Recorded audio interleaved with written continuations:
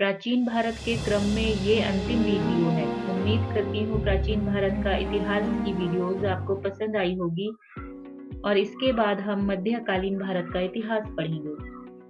आज हम बात करेंगे बंगाल के राजवंशों के बारे में और कश्मीर के राजवंशों के बारे में। बंगाल के राजवंशों में पाल वंश और सेन वंश प्रमुख हैं, जिनसे एग्जाम में प्रश्न पूछे जाते हैं, और कश्मीर के इतिहास में कल्हण और राजतरंगिणी जैसे कुछ पॉइंट्स हैं जिनसे प्रश्न पूछे जाते हैं, उन्हीं को कवर करेंगे। तो पढ़ते हैं बंगाल के राजवंश के बारे में। पाल वंश ये न केवल बंगाल बल्कि बिहार के क्षेत्र तक फैला हुआ था तथा मुख्य राजवंश के तौर पर पूर्वोत्तर क्षेत्र में अपनी मुख्य भूमिका निभा रहा था। किन परिस्थितियों में पाल वंश का उदय हुआ, आइए जानते हैं। गुप्त वंश के पतन के बाद उत्तरी राज्यों में हर्षवर्धन अपनी मजबूत सत्ता स्थापित करते हैं, लेकिन हर्षवर्धन की मृत्यु के बाद अराजकता की स्थिति उत्पन्न हो जाती है और इन उत्तरी राज्यों में किसी भी राजा की मजबूत शासन नहीं बन पाता है, यानी कि मजबूत राजा देखने को नहीं मिलता है। इसका परिणाम यह होता है कि बंगाल के क्षेत्रों में भी अराजकता की स्थिति उत्पन्न हो जाती है तथा इन राज्यों की शासन व्यवस्था सही से नहीं चल रही होती।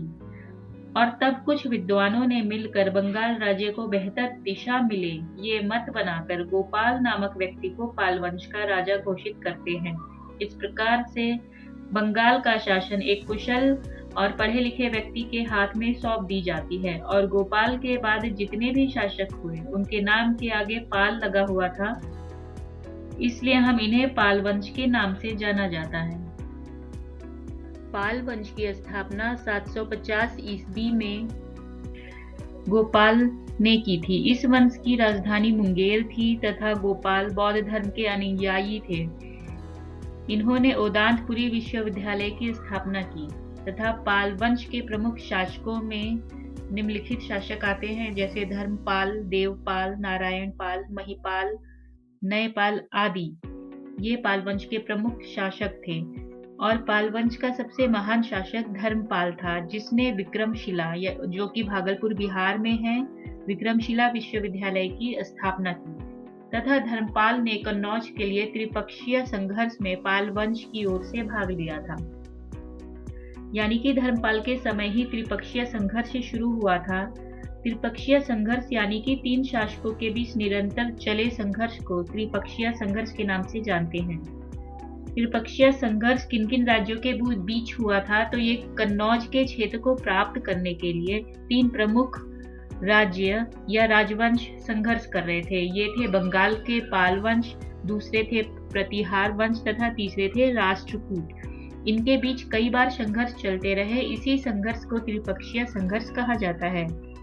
त्रिपक्षीय संघर्ष कन्नौज को प्राप्त करने के लिए हुआ था, क्योंकि कन्नौज की भौगोलिक स्थिति भारत के मध्य में थी। हर राजवंश कन्नौज को अपने राज्य में मिलाना चाहता था, ताकि मध्य क्षेत्र में शासन करने से संपूर्ण भारत पर शासन चलाना आसान हो जाएगा।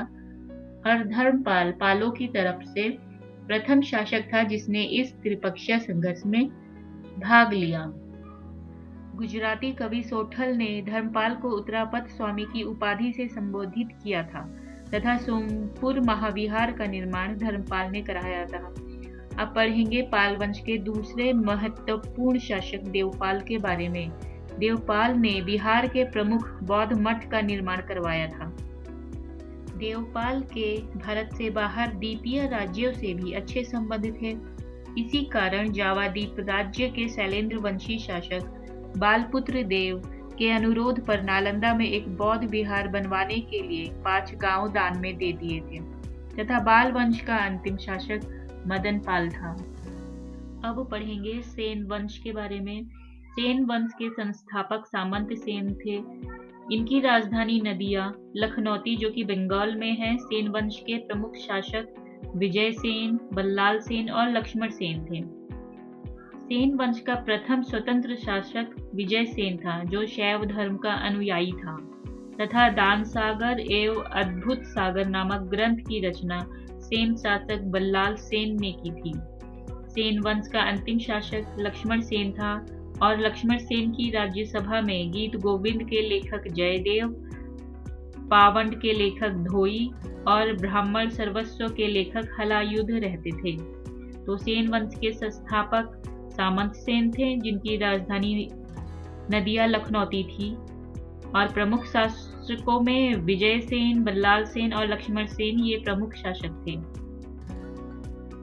हलयुद्ध लक्ष्मण सेन का प्रधान न्यायाधीश एवं मुख्यमंत्री था तथा सेन राजवंश प्रथम राजवंश था जिसने अपना अभिलेख सर्वप्रथम हिंदी में उत्कीर्ण करवाया, और लक्ष्मण सेन बंगाल का अंतिम हिंदू शासक था। तो बंगाल का अंतिम हिंदू शासक लक्ष्मण सेन था तथा सेन राजवंश प्रथम राजवंश था जिसने अपना अभिलेख सर्वप्रथम हिंदी में उत्कीर्ण करवाया। अब कश्मीर के राजवंश के बारे में पढ़ेंगे। कश्मीर पर शासन करने वाले शासक वंश का क्रम इस प्रकार से है। सबसे पहले कारकोट वंश ने यहाँ पे शासन किया, उसके बाद उत्पल वंश हुए और उसके बाद लोहार वंश ने कश्मीर पर शासन किया तथा कारकोट साम्राज्य के शासकों ने कश्मीर में अपना शासन स्थापित किया। साम्राज्य के उदय के साथ ही कश्मीर मध्य एशिया एवं उत्तर भारत में एक शक्ति के रूप में जाना जाने लगा। कारकोट सम्राट हिंदू थे।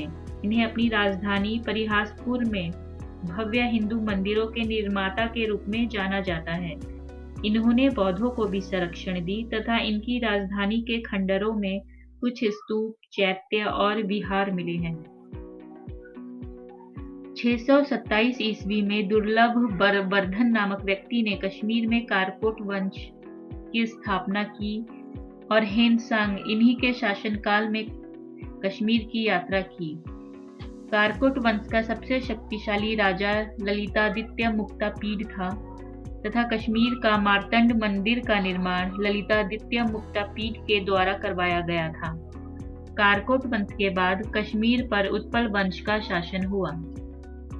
उत्पल वंश का संस्थापक अवंती वर्मन था। अवंतीपुर नामक नगर की स्थापना अवंती वर्मन ने की थी तथा उत्पल वंश के बाद कश्मीर पर लोहार वंश का शासन हुआ। लोहार वंश का संस्थापक संग्राम राज था और संग्राम राज के बाद अनंत राजा हुआ। इसकी पत्नी सूर्यमती ने प्रशासन को सुधारने में इसकी सहायता की तथा लोहार वंश का शासक हर्ष एक विद्वान कवि तथा कई भाषाओं का ज्ञाता था और कल्हण हर्ष का आश्रित कवि था। लोहार वंश का अंतिम शासक जयसिंह था जिसने 1128 ईस्वी से 1155 ईस्वी तक शासन किया। जयसिंह के शासन के साथ ही कल्हड़ की राजतरंगिणी का विवरण समाप्त हो जाता है। राजतरंगिणी में कश्मीर के इतिहास का वर्णन मिलता है।